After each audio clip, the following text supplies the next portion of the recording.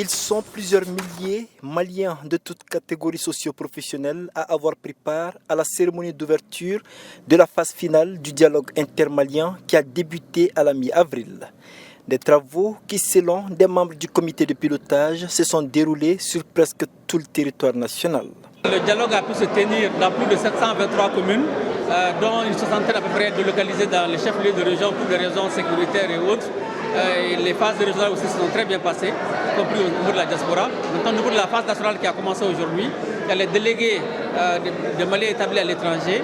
Vous avez aussi les réfugiés de la section en Mauritanie, au Burkina, au Niger qui sont venus, plus les 8 délégués par région. L'université aussi a été représentée par 8 délégués, dont 5 recteurs.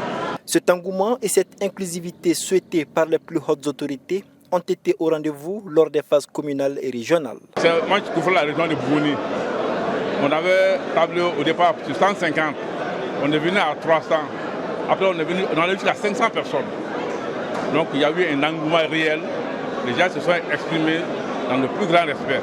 Vraiment, ça a été une réussite. Thématique centrale, la question sécuritaire a fait l'objet de débats intenses assortis de recommandations. Ce que les Maliens attendent de la sécurité, c'est d'avoir un maillage total du territoire. C'est-à-dire que nos forces de défense et de sécurité puissent couvrir l'ensemble du territoire national. En prenant part à ces travaux, les Maliens espèrent que ce dialogue sera la solution à la crise. Le dialogue, ça avance bien. Et je pense que tous les Maliens doivent donner la chance de trouver la paix.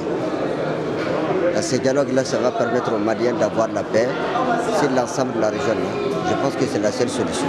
Dans son discours d'ouverture, le président de la transition a salué l'inclusivité des travaux et le recours aux solutions endogènes pour la gestion d'une crise endogène.